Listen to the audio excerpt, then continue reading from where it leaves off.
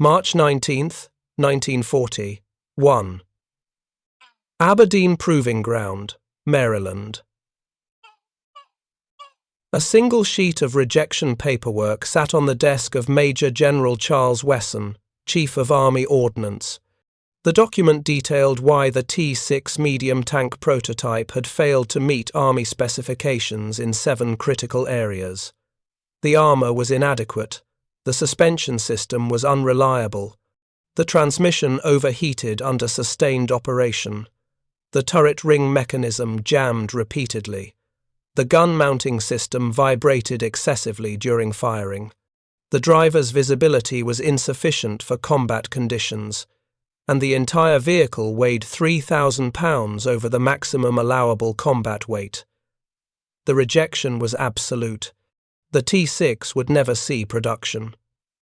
What General Wesson didn't know was that the engineer responsible for the T-6's design, a 42-year-old immigrant named Nicholas Straussler, had anticipated every single objection and had already begun redesigning the vehicle in secret.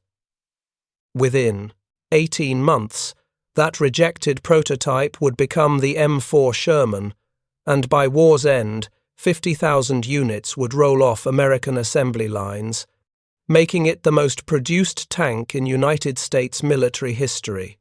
The transformation from rejected prototype to legendary weapon would require one man's refusal to accept failure, his willingness to challenge military doctrine, and his absolute conviction that engineering problems always had engineering solutions. If you're enjoying this deep dive into the story, hit the subscribe button and let us know in the comments from where in the world you are watching from today. Nicholas Straussler was born in Budapest, Hungary, on July 6, 1897, into a family of engineers and inventors. His father designed industrial machinery for textile factories. His grandfather had pioneered improvements in locomotive suspension systems. Engineering wasn't just the family business, it was the family language. Dinner conversations revolved around mechanical principles, stress calculations, and the elegant simplicity of well-designed machines. Nicholas displayed extraordinary mechanical intuition from childhood. At age 9, he disassembled and reassembled a neighbour's broken clock, not only repairing it, but improving its accuracy by repositioning the escapement mechanism. At 12, he designed a braking system for his bicycle that distributed stopping force across both wheels simultaneously, preventing the dangerous front-wheel skids that plagued riders of that era. By 15, he was sketching vehicle suspension designs that wouldn't be fully understood or appreciated for another 2 decades. His formal education was disrupted by the First World War. In 1915, at 17 years old, Straussler enlisted in the Austro-Hungarian army and was assigned to a technical battalion working on military vehicles. He spent 3 years maintaining and repairing trucks, armoured cars, and the few primitive tanks the Central Powers managed to field. The experience was formative. He saw firsthand how poorly designed military vehicles killed their crews, not through enemy action, but through mechanical failure, poor visibility, inadequate armour, and designs that prioritized theoretical performance over battlefield reliability. After the war, Straussler immigrated to Britain in 1920, drawn by the country's advanced automotive industry and its comparative political stability. He found work at Vickers Armstrong, the massive engineering conglomerate that produced everything from ships to aircraft to military vehicles. His first assignment was in the Experimental Vehicles Division, where Vickers was attempting to develop improved tank designs based on lessons from the Great War. The 1920s and early 1930s were lean years for military development. The Great War was supposed to have been the war to end all wars. Defence budgets were slashed across Europe. Tank development proceeded at glacial pace, constrained by limited funding, conservative military thinking, and a general belief that future conflicts would look much like past ones. Straussler spent those years designing suspension systems, which became his specialty and obsession. Tank suspension presented unique challenges. The vehicle needed to traverse rough terrain at speed while keeping its guns steady enough to fire accurately. It needed to absorb shocks without transmitting them to the crew. It needed to be durable enough to survive thousands of miles of operation under combat conditions. And it needed to be simple enough that field mechanics could maintain and repair it without specialized equipment. Most tank designs of the era used variations of leaf spring suspension borrowed from trucks and agricultural equipment. These systems were robust but primitive. They provided minimal shock absorption, limited the tank's speed over rough terrain, and created punishing vibration that fatigued crews and damaged equipment. Straussler believed there had to be a better approach. His breakthrough came in 1928 with what he called the volute spring suspension system. Instead of leaf springs, Straussler designed a suspension using vertical volute springs, essentially large coil springs oriented vertically. Each road wheel was mounted on an arm that compressed the volute spring as it moved upward over obstacles. The system was elegant, compact, and surprisingly simple to manufacture. More importantly, it worked.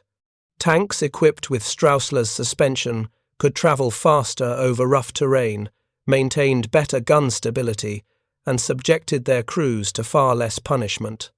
Vickers filed patents on the design in 1929 and began incorporating it into new tank prototypes. But British military procurement moved slowly, and Straussler grew frustrated. His designs were praised, then shelved. Prototypes were built, tested favourably, and then forgotten as budgets evaporated. By the mid-1930s, Straussler had accumulated a portfolio of innovations that no one seemed willing to adopt. The political situation in Europe changed everything. Adolf Hitler's rise to power in 1933 initiated German rearmament. The Spanish Civil War from 1936 to 1939 became a proving ground for new military technology. The fall of Czechoslovakia in 1938 demonstrated that appeasement would not preserve peace. By 1939, it was obvious to anyone paying attention that another major European war was inevitable. Britain began rearming frantically, but years of neglect had left its military industries unprepared.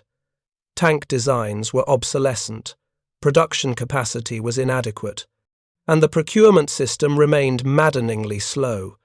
Straussler saw opportunity in the chaos. In early 1940, as Germany's blitzkrieg tactics crushed Poland and then turned westward, toward France, Straussler approached the War Office with an audacious proposal. He would design a completely new medium tank, incorporating every lesson learned from recent combat.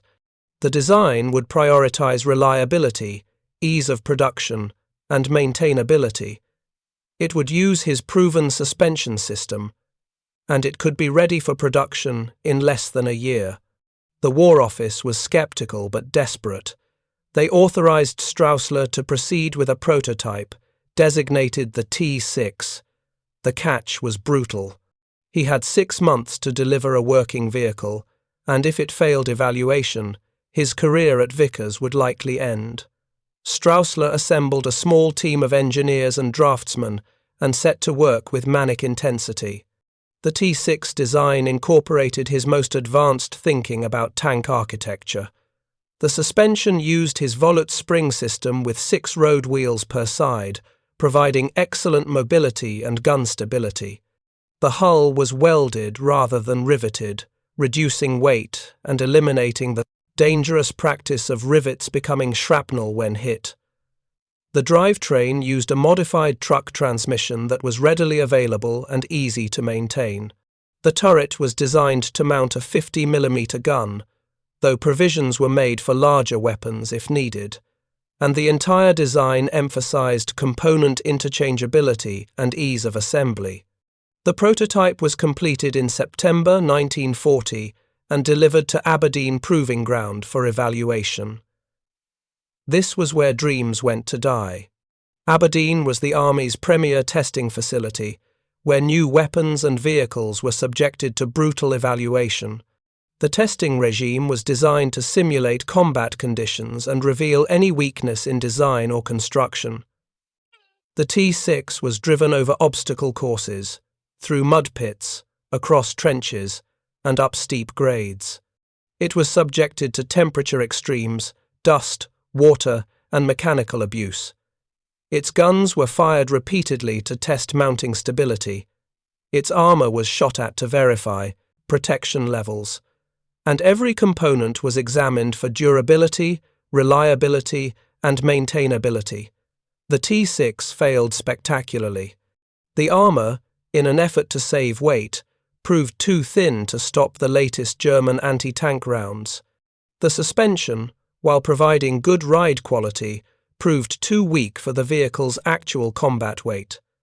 The transmission overheated after just 90 minutes of hard driving. The turret ring, manufactured to slightly imprecise tolerances, jammed when the vehicle operated on slopes exceeding 15 degrees. The gun mount, which had worked perfectly in controlled testing, vibrated excessively under the shock loads of actual firing. The driver's vision ports, positioned to provide good forward visibility, created dangerous blind spots at close range. And the vehicle weighed 31,000 pounds, 3,000 over the specified maximum. General Wesson's rejection letter was thorough, technical, and final. The T6 did not meet Army requirements in any meaningful way. Further development was not recommended. Straussler should return to suspension design, where his talents were proven, and leave complete vehicle design to those with more experience. Nicholas Straussler read the rejection letter 3 times, filed it carefully in his desk drawer, and then ignored it completely. He had anticipated every single objection because he had known the prototype would fail. The T6 wasn't meant to succeed. It was meant to reveal problems.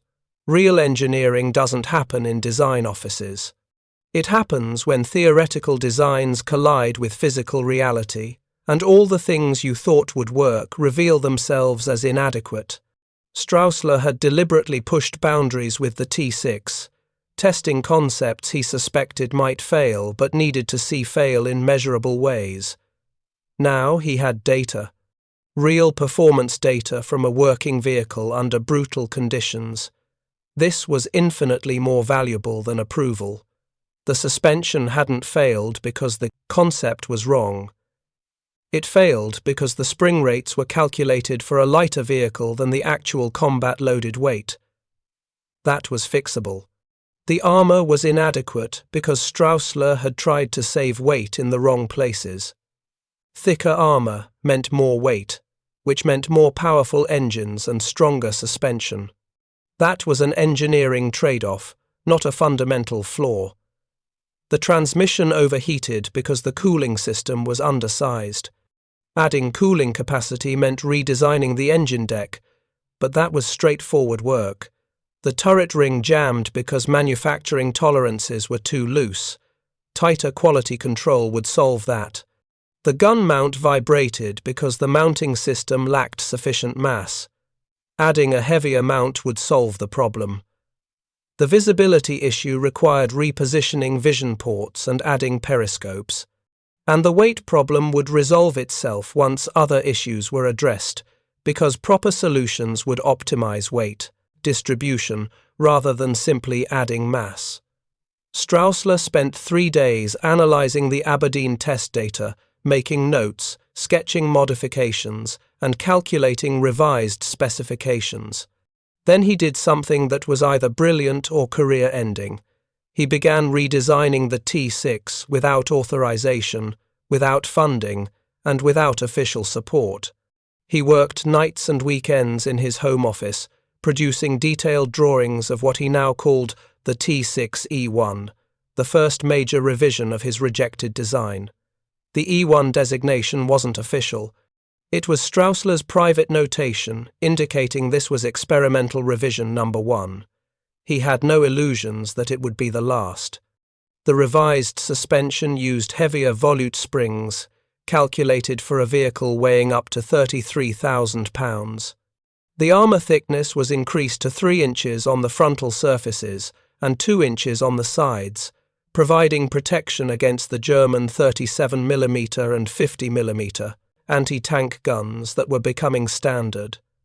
The transmission was replaced with a heavier-duty unit designed for trucks weighing twice the tank's mass, providing ample power margin. The cooling system was completely redesigned, with larger radiators and improved airflow. The turret ring diameter was increased from 60 inches to 69 inches, allowing easier rotation and accommodating slightly imperfect manufacturing. The gun mount was redesigned with a heavier cradle and improved recoil mechanism. The driver's station was reconfigured with additional periscopes, providing 360 degrees of vision, and the entire hull was lengthened by 8 inches to accommodate the changes while maintaining proper weight distribution. The redesign was comprehensive, addressing every single failure point identified at Aberdeen. But Straussler had no way to build a prototype. Vickers wasn't going to fund development of a rejected design. The War Office had moved on to other projects, and Straussler's personal resources didn't extend to fabricating a 30,000-pound armoured vehicle. What happened next involved timing, desperation, and geopolitical catastrophe. In May 1940, Germany invaded France and the Low Countries.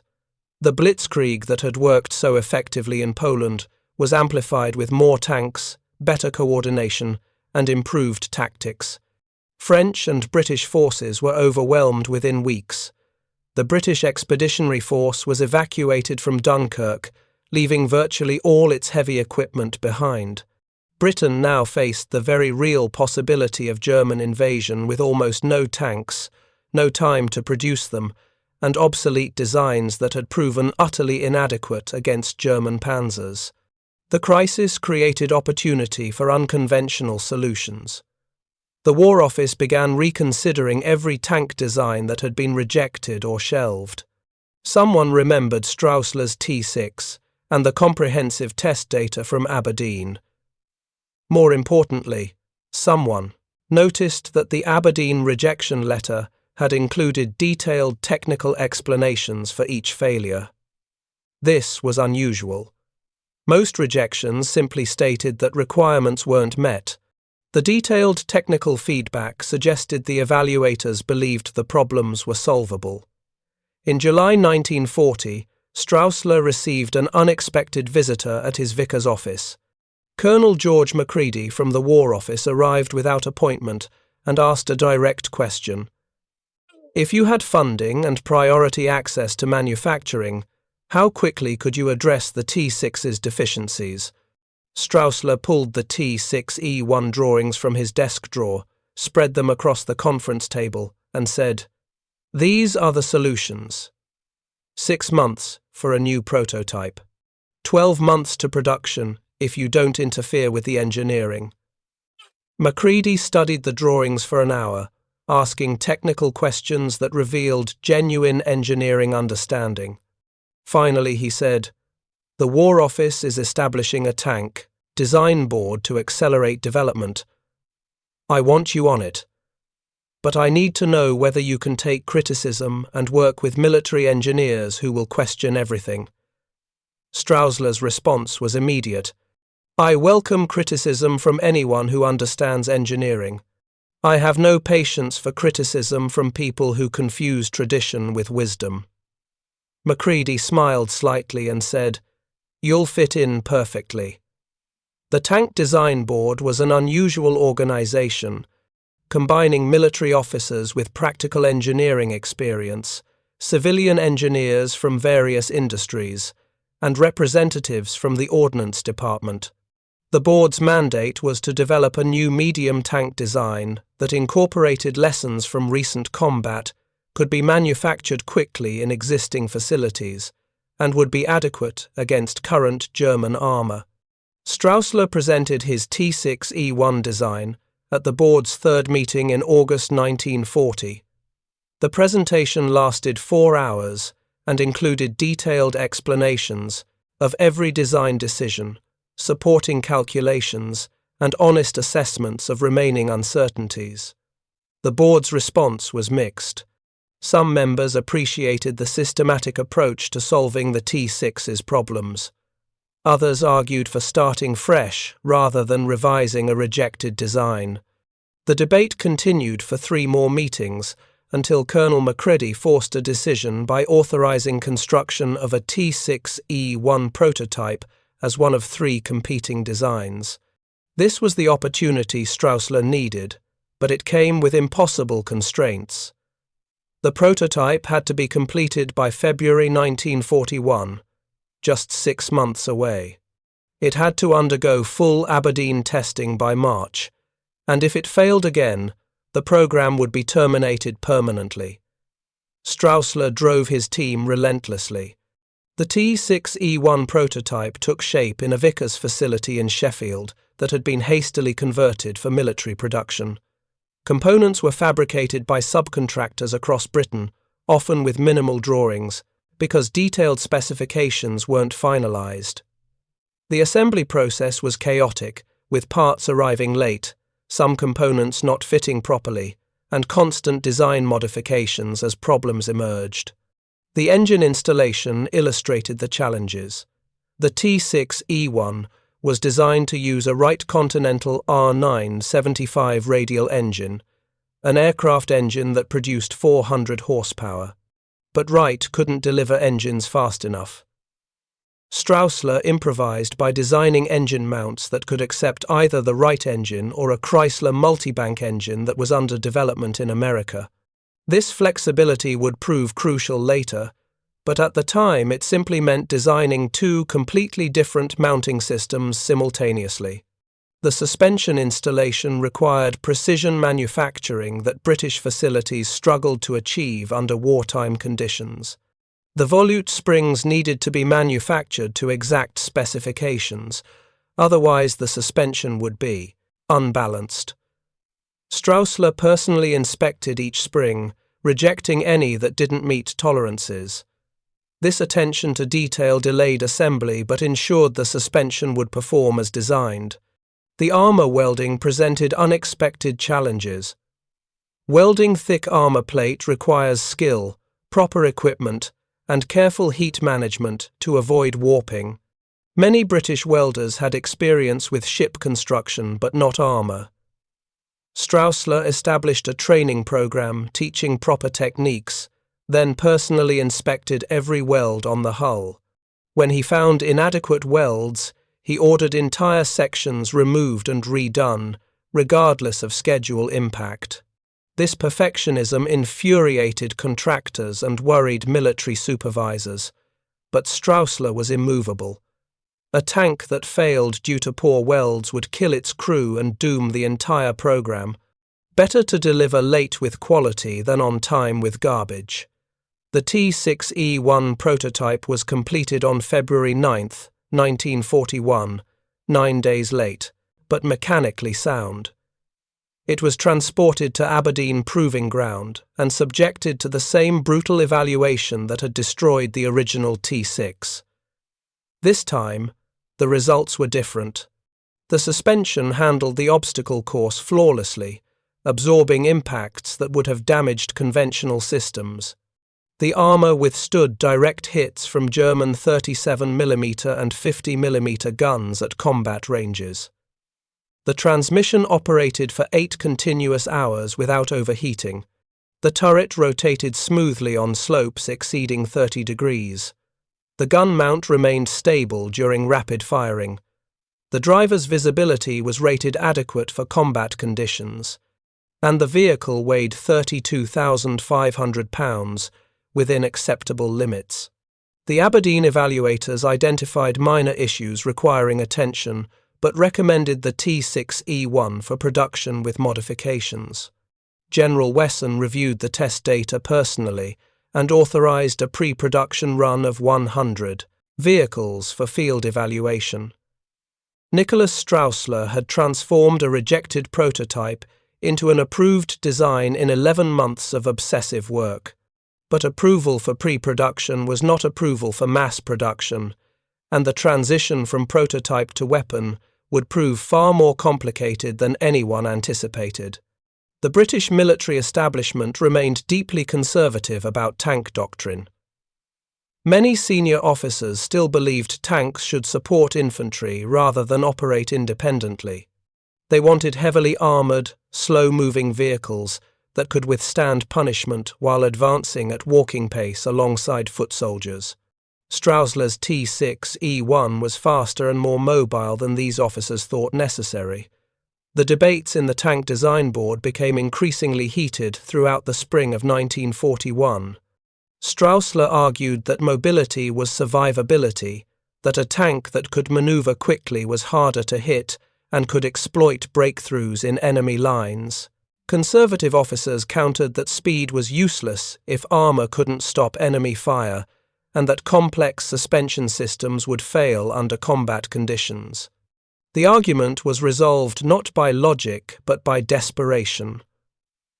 Rommel's Afrika Korps arrived in Libya in February 1941 and immediately began pushing British forces back across the desert. British tanks were being destroyed in alarming numbers, not primarily by superior German armour, but by superior German tactics.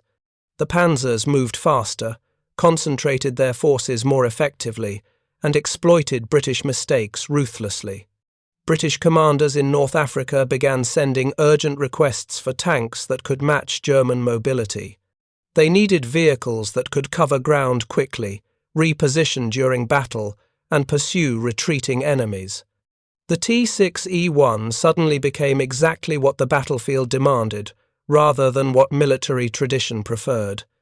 In June 1941, the War Office authorized full production of what was now officially designated the Cromwell tank, using Straussler's design with minor modifications. But British manufacturing capacity was already stretched to breaking point. Factories were producing aircraft, ships, guns, and countless other war materials. There simply wasn't enough capacity to build the thousands of tanks that would be needed.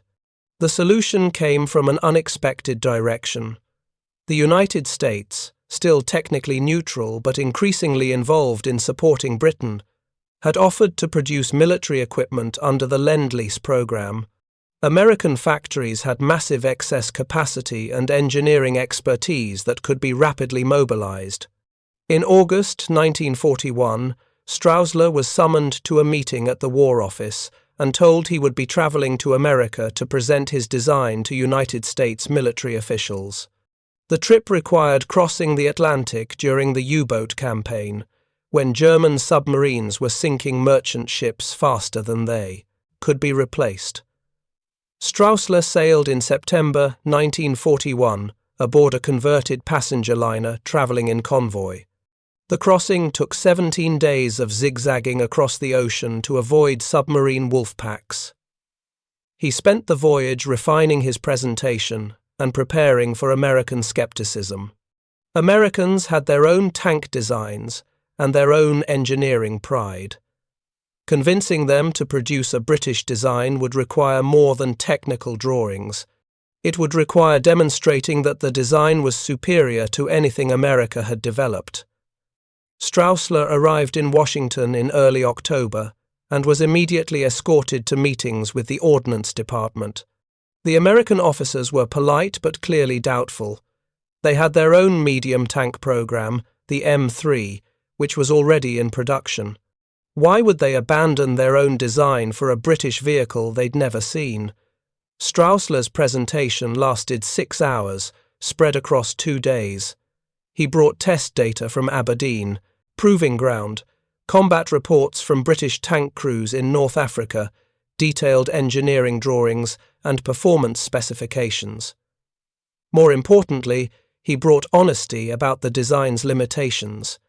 The suspension was complex and required careful maintenance. The armour was adequate but not invincible. The gun was effective against current threats but might become inadequate as German armour improved. And the design would require modifications to accommodate American manufacturing methods and component availability.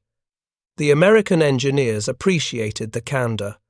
Too many foreign designs had been oversold with exaggerated claims. Straussler's willingness to discuss weaknesses alongside strengths gave him credibility. But the decisive factor was the suspension system. American tank designers had struggled for years to develop effective suspension. The M3 used a complex vertical volute spring system that was heavy, difficult to maintain, and prone to failure.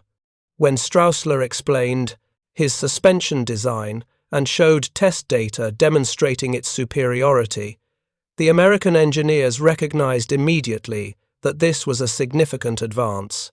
Within a week, the Ordnance Department authorized construction of 2 T6E1 prototypes at the Rock Island Arsenal for American evaluation. Straussler remained in the United States to supervise the work, living in a small hotel in Rock Island, Illinois, and spending 12 hours daily at the arsenal. The American prototypes, designated T6E2 to distinguish them from the British version, incorporated several modifications. The engine was changed to an American-made Continental radial. The transmission was replaced with a Spicer unit manufactured in Ohio. The armor was modified slightly to use American steel specifications, and numerous components were redesigned to use standard American fasteners, electrical systems, and manufacturing tolerances. The prototypes were completed in January 1942, just weeks after Pearl Harbor brought America fully into the war. Everything had changed. The United States now needed tanks urgently for its own forces, not just to supply Britain. The T6E2 underwent accelerated testing at Aberdeen in February 1942. The evaluation was compressed from months to weeks, with round-the-clock testing that pushed the vehicles to destruction. Both prototypes survived the testing with only minor failures.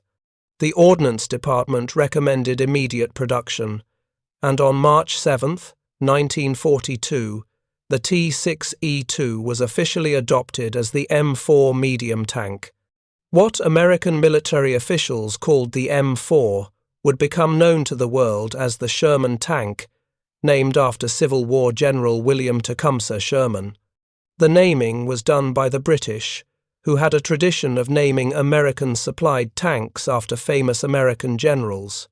The name stuck, and within months, everyone was calling Straussler's design the Sherman, rarely knowing or caring who had actually designed it. Nicholas Straussler should have been celebrated as the father of America's most important tank. Instead, he became a footnote. The Sherman was rapidly adopted and modified by American manufacturers who improved the design in countless ways.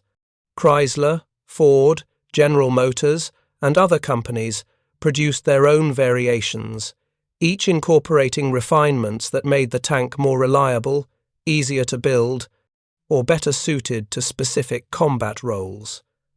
These improvements were genuine advances, and the engineers who developed them deserved credit. But the fundamental architecture, the suspension system, the hull design, the turret configuration, all of it traced back to Straussler's rejected T6 prototype and his obsessive redesign work in late 1940. He received no public recognition and little private acknowledgement. By the time the first production Shermans rolled off assembly lines in July 1942, Straussler was back in Britain working on other projects. He had signed away his patent rights as a condition of British military employment, receiving no royalties despite 50,000 Shermans eventually being built using his designs. The production numbers were staggering and unprecedented. The Detroit Arsenal alone produced 22,000 Shermans. The Fisher Tank Arsenal built another 12,000. The Grand Blanc Tank Arsenal added 11,000. The Lima Locomotive Works contributed 1,700. The Pressed Steel Car Company made 8,000. The Pacific Car and Foundry Company built 900. And Federal Machine and Welder produced 500. By war's end, Approximately 49,234 Sherman tanks had been manufactured, making it the second most produced tank of World War II after the Soviet 34. The Sherman's combat record was mixed and controversial. In North Africa, from 1942 to 1943, Shermans performed well against German Panzer II's early Panzer IVs. The Sherman's reliability was superior, its gun was adequate, and its mobility allowed American forces to outmaneuver German positions. British Sherman units at El Alamein in October 1942 used the tank's speed to exploit breakthroughs in German lines, demonstrating exactly the mobile warfare Straussler had envisioned. But as the war progressed, German tanks grew more formidable. The Tiger I, introduced in late 1942, mounted an 88mm gun that could destroy Shermans at ranges where the Sherman's 75mm gun couldn't penetrate Tiger armor. The Panther, introduced in 1943, combined heavy armor with high speed and a powerful 75mm high-velocity gun. Against these vehicles, the Sherman was outmatched in direct combat. American tank crews developed grim statistics. It allegedly took 5 Shermans to destroy 1 Tiger, and 4 of the 5 Shermans would be lost in the process. This ratio was probably exaggerated by combat stress and selective memory, but the perception was real and terrifying. Sherman crews knew they were driving into battle in vehicles that were inferior to the best German tanks. The Army's response was to produce more Shermans rather than better ones. The industrial capacity existed to manufacture 50,000 Shermans, but didn't exist to rapidly develop and produce a completely new heavy tank design. The Sherman was good enough, available in overwhelming numbers, and reliable enough to keep fighting. These pragmatic calculations were cold comfort to the men who climbed into Shermans, knowing they might face Tigers or Panthers. The Sherman's real advantages were less dramatic but more decisive than firepower. It was reliable in ways German tanks never achieved. A Sherman could operate for weeks without major maintenance. Its engine rarely failed. Its transmission was robust. Its suspension, Straussler's contribution, almost never broke down even under brutal conditions. German tanks, especially Tigers and Panthers, were mechanically temperamental. They broke down frequently, required skilled maintenance, and consumed fuel at unsustainable rates. A panzer division's combat power was determined less by how many tanks it possessed than by how many were operational on any given day, and that number was often below 50%. Sherman divisions typically maintained operational rates above 80%. Over months of sustained combat, reliability mattered more than individual vehicle superiority. The Sherman was also easy to repair in field conditions. Its engine could be removed and replaced in 4 hours using standard tools. Its tracks could be repaired quickly. Its transmission was accessible. German tanks required specialized equipment and trained technicians for major repairs, often necessitating evacuation to rear area workshops. Shermans were repaired at the front, often within hours of being damaged. The tank's greatest advantage was its adaptability. The basic Sherman platform was continuously modified throughout the war. The M4A1 featured a cast hull for easier production. The M4A2 used twin diesel engines for improved fuel efficiency and reduced fire risk. The M4A3 mounted a Ford Vate engine that became the preferred power plant. The M4A3E2 Jumbo had significantly thicker armor for assault roles. The M4A3E8 Easy 8 featured improved suspension and a higher velocity 76mm gun. British forces modified Shermans extensively, creating the Firefly variant that mounted a 17-pounder gun capable of destroying Tigers and Panthers. These modifications happened rapidly because the Sherman's design was fundamentally sound and well documented. Straussler's attention to standardization and interchangeable components meant that modifications didn't require complete redesign. Engineers could improve specific subsystems while leaving the rest of the vehicle unchanged. This modularity was a direct result of Straussler's engineering philosophy. He had designed the T6 as a system of interconnected but independent modules, each of which could be improved or replaced without affecting others.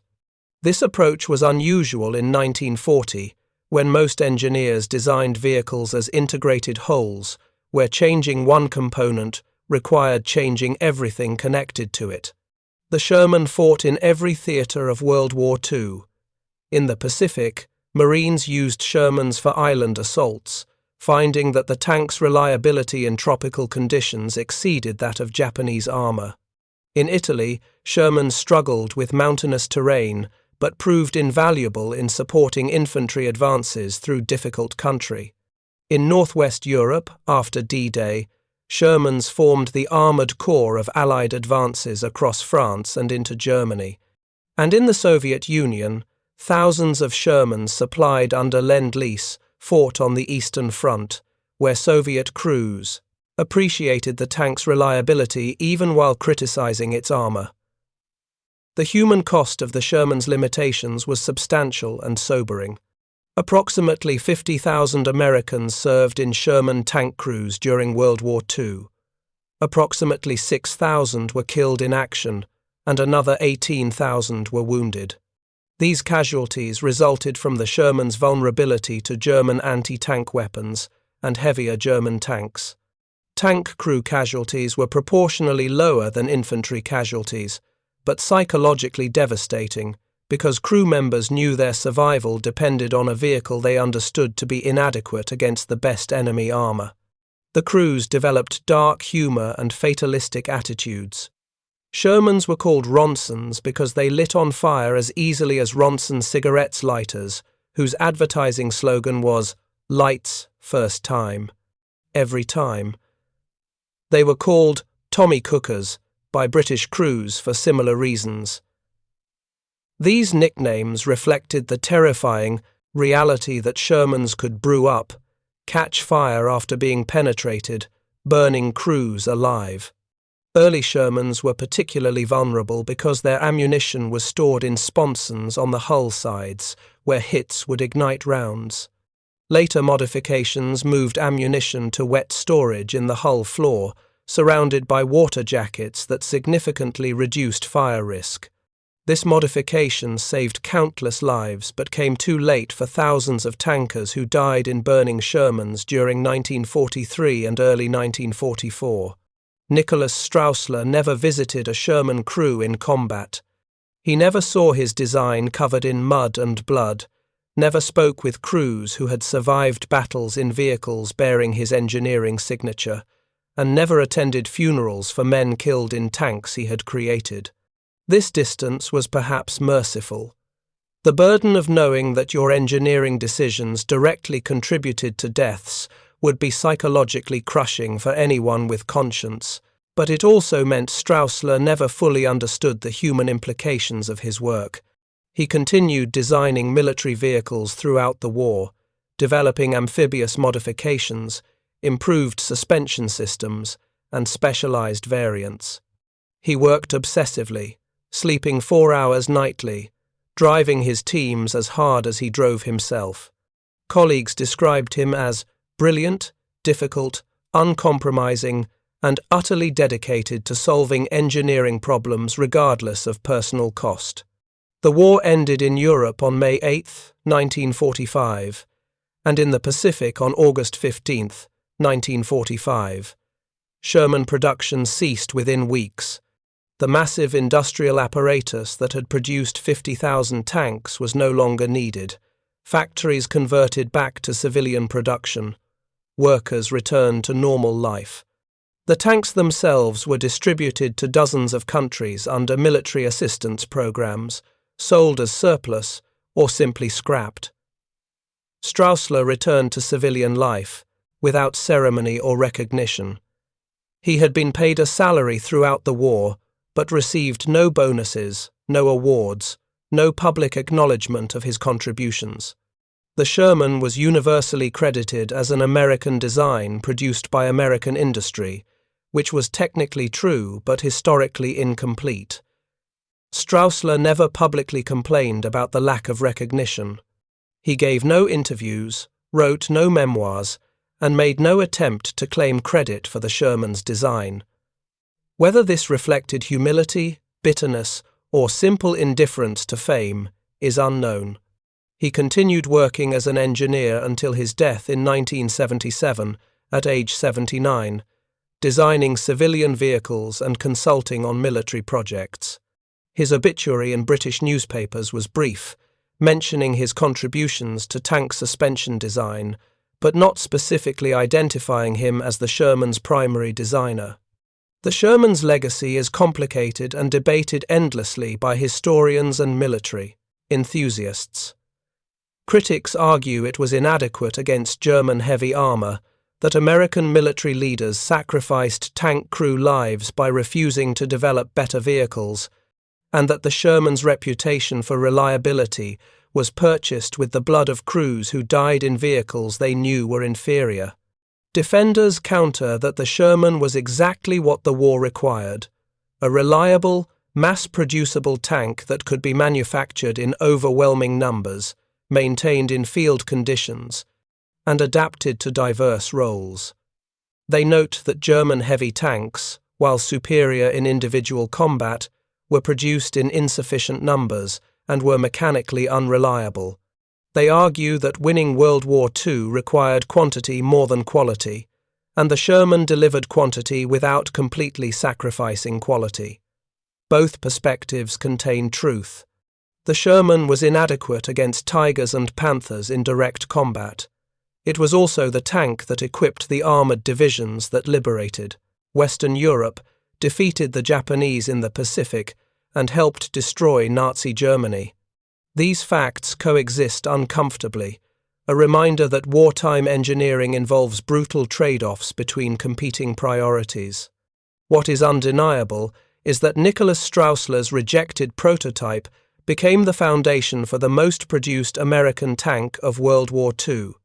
His refusal to accept the Army's initial rejection, his systematic redesign addressing every identified weakness, and his willingness to work obsessively without recognition created a vehicle that shaped history. The transformation from rejected T6 to accepted Sherman took 18 months of work that would have broken most people. It required technical brilliance, certainly, but also psychological resilience to continue working after devastating rejection, political skill to navigate military bureaucracy, and moral courage to defend engineering decisions against institutional resistance. Straussler possessed all these qualities in abundance, yet history barely remembers his name. The engineers who modified and improved the Sherman received more recognition than the man who created its fundamental architecture.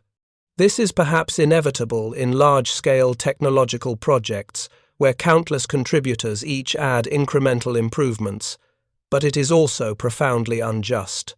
The story matters because it reveals the human reality behind military hardware. Every tank represents thousands of engineering decisions, each made by individuals balancing competing requirements, limited resources, and imperfect knowledge. Behind the Sherman's sloped armor and reliable engine and effective suspension were engineers like Straussler, who worked themselves to exhaustion, solving problems most people never knew existed. The story also illuminates the gap between engineering excellence and combat adequacy. Straussler designed an excellent tank by 1941 standards, but warfare evolved faster than engineering could adapt. By 1944, the excellent tank of 1941 was merely adequate, and adequacy meant crews died in vehicles that couldn't match the best enemy armor. This wasn't Straussler's failure. It was the inevitable result of technological competition during total war. The final lesson is about recognition and historical memory. The Sherman is remembered as an American achievement, which it was. American industry produced it. American workers built it. American crews fought in it. But the design originated with a Hungarian immigrant working in Britain who spent months redesigning a rejected prototype because he refused to accept that engineering problems couldn't be solved. History simplified the story, as history always does, crediting nations and institutions rather than individuals. This makes narrative sense, but obscures the reality that individuals drive technological change through talent, determination, and willingness to work without recognition. Nicholas Straussler designed the tank that became the Sherman, saw it produced in numbers he never imagined, and received almost no credit for creating the weapon that helped win World War II. He accepted this obscurity without apparent complaint and continued working until he died, 3 decades after the war ended. Whether he found satisfaction in the work itself, in knowing what he had accomplished, or whether he died bitter at history's ingratitude, we cannot know. What we know is that he transformed a rejected prototype into a weapon that changed the world, and did it by refusing to accept that rejection meant failure. The Sherman tanks are mostly gone now, preserved in museums or slowly rusting in remote storage yards. The factories that built them have been demolished or converted to other purposes. The men who designed, built, and fought in them have passed away. But the lesson remains: engineering problems have engineering solutions. If you refuse to accept impossibility, work with systematic intensity, and care more about solving problems than receiving credit. That lesson, embodied in Nicholas Straussler's transformation of the rejected T6 into the legendary Sherman, deserves to be remembered as much as the tank itself. The weapon won battles. The principle behind its creation can win any challenge that engineering can address. That principle, more than any specific technical innovation, is Straussler's true legacy and the reason his story matters 70 years after the last Sherman rolled off the assembly line. Thank you for watching. For more detailed historical breakdowns, check out the other videos on your screen now, and don't forget to subscribe.